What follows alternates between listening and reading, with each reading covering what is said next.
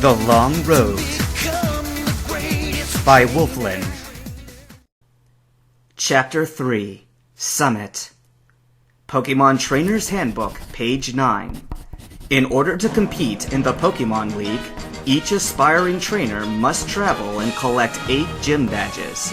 Only those trainers with all 8 will be allowed entry to the Pokemon League. Steven leaned back in the cushy boardroom chair and tried to make it look like he was paying attention to his father's meeting. Instead, his hand rested in his pocket, where he thumbed the edge of his badge case absent-mindedly.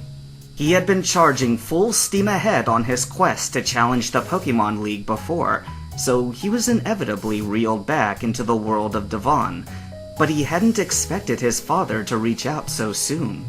So, here he sat, half listening to old men in suits drone on about stocks and figures and earnings. He barely stifled a yawn. This would be his world all too soon, but for the moment, Steven only had one thing on his mind, his 8th and final badge. He had been looking forward to this badge the most, not because it was the last one, but because he intended to use the battle as a proving ground of sorts. The remaining badge was none other than the Storm Badge of Rustboro City's gym. Sure, he could have challenged the Rustboro gym right off the bat when he'd left trainer school at the start of his journey, but that meant he'd only get to fight low-level Pokemon meant for a fledgling trainer. No, Steven purposefully left this gym as his last. There was nothing he wanted more than a full-on, high-level tilt against Hoenn's ace rock-type trainer. And, as an added bonus, by delaying his gym challenge, he waited long enough to see his fellow classmate and longtime friend take over the position as leader. Thank you, gentlemen. I think that concludes today's quarterly financial meeting. I look forward to more good news the next time as well. His father's voice cut through Steven's daydreams, and he respectfully stood from his chair to bid the attendees farewell. As he shook hands with the last board member, he felt his father's hand clap heartily down on his shoulder. I know this isn't the most exciting stuff on the planet, but I'm glad you were able to come today, son. He didn't enjoy lying to his father, so he opted for a half-truth instead. It's no problem, Dad. I'm gonna have to learn eventually, so it makes sense to start now. Joseph grinned and wrapped his arm around Steven's shoulders. You always know just what to say to make your old man happy. I've got no plans to step away from the company at the moment, so you're safe for now, he said, throwing a sly wink. Steven gave his father a genuine smile. It's not that he didn't want to become the next head of Devon, it's just that after having a taste of the freedom that Pokemon training offered, he was in no hurry to be locked down at the head of a multi-million-dollar company. Sitting at a desk with stacks of paper and spreadsheets was nowhere near as exhilarating as traveling the continent with his team by his side. Fortunately, it seemed as if his father was already privy to that knowledge somehow. Thanks, Dad. Now, what do you say we head out on the town for dinner? It's been a while since you've come home. You have to tell me about all your travels. Steven froze and nervously ran a hand through his hair. Sorry, but I can't. I don't mean to rush out on you, but I'm meeting up with a friend tonight, and I'd rather not be late. A friend, eh? In that case, I'd be happy to play second fiddle. It's not like that, Dad, he huffed and rolled his eyes in annoyance. We both went to trainer school together, so I figured I'd stop by and catch up with them after all these years. Well then, don't let me keep you. Have fun! Thanks, Dad. I'll see you later. Joseph smiled as he watched Steven leave. He had a feeling he knew who this friend was.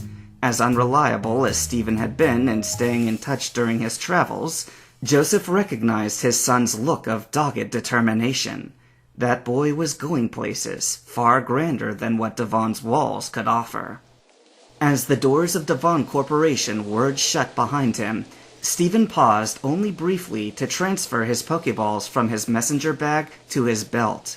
It was odd how strangely naked he felt during the meeting without their familiar weight at his hip. He checked his watch as he rounded onto the nearby sidewalk. 5 p.m. The gym wouldn't close for another hour, but he wanted to leave as much time as possible for his match. And considering he'd planned on dropping in uninvited in order to surprise his friend, he should probably get there sooner rather than later. Breaking into a light jog, Stephen secretly lamented not having time to go home first to change out of his formal business attire. Oxfords lightly clicking on the pavement as he neared the gym, he loosened and pocketed his tie. No self-respecting trainer would be caught dead challenging a gym leader looking like they just walked out of a board meeting, even though that's exactly what he just did. Trying and failing to smooth his hair that was tousled on his trip, he slowed to a walk and turned the corner. The Rusboro Trainer School and gym looked exactly as he remembered them from all those years ago. Both gym and school shared the same gray brick and vaguely gothic styling.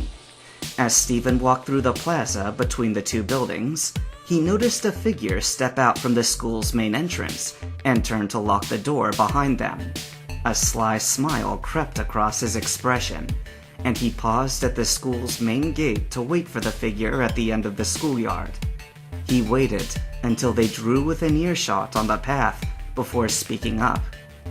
"How did I guess you'd be staying late to do some extra grading?" Too engrossed in the book in her hands, Roxanne jumped at the sound of his voice. "Oh goodness, you scared me!" "Wait, Stephen? Stephen Stone, is that you?" He spread his arms at the big reveal. "Indeed it is. It's been a while, Roxanne. How are you?" Grinning wide, Roxanne crossed the rest of the schoolyard to greet Stephen and slapped him on the arm in exasperation. "Don't sneak up on me like that!" Stephen flinched away in feigned defeat and offered a sheepish apology. "I'm sorry, I didn't mean to startle you so badly." Roxanne smiled, apology accepted, and placed a hand on her hip. "So, what finally brings you back to Rusboro?" She eyed his outfit. "It's for your father's company, isn't it?" "It was, sort of. I mean, it's more of a 2 Pidgey with 1 stone sort of deal. My father wanted me to sit in on a meeting with him, and I figured it was finally the right time to get my last badge." Roxanne could only stare at him in disbelief. "Wait, you didn't get the stone badge when you left trainer school?" Stephen ran a hand through his hair. "Selfishly, no, I didn't. You might laugh, but I wanted my battle against the Rock-type gym to be a bigger challenge. I know gym leaders have a team for any level trainer who comes to challenge for the badge, and, well, Rock is one type I specialize in. I wanted to prove to myself that my team was the best Rock-type team there was." Roxanne shook her head with a smile. "I should have known. Stephen, there's no question of your strength as a trainer. You know as well as I do that if you wanted to be the next gym leader of Rusboro, you could have easily had the position instead of me." At this, Stephen chuckled. "Please, you were a shoo-in for the spot. You were the perfect candidate. Your battle prowess was matched only by your passion to teach.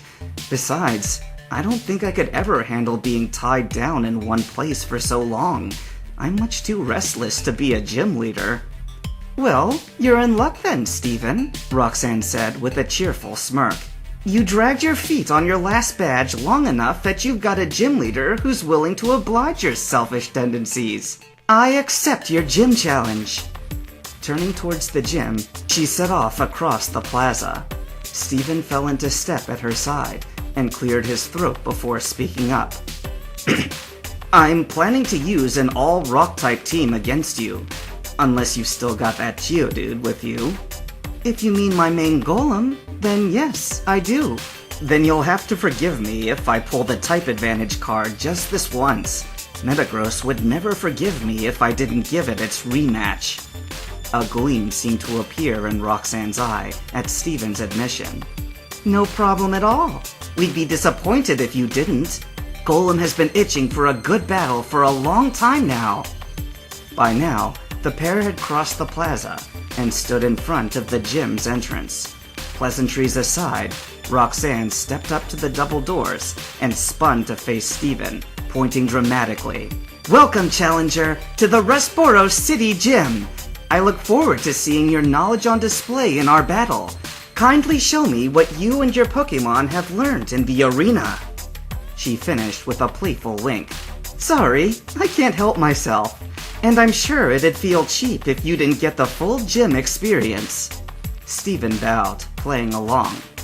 Leader Roxanne, it'd be my honor to share my battle skill with you. Grinning, Roxanne opened the doors behind her. Then let's go. I don't play favorites, so win or lose, you're taking me out to dinner afterward. Steven laughed as they walked inside. It'd be my pleasure.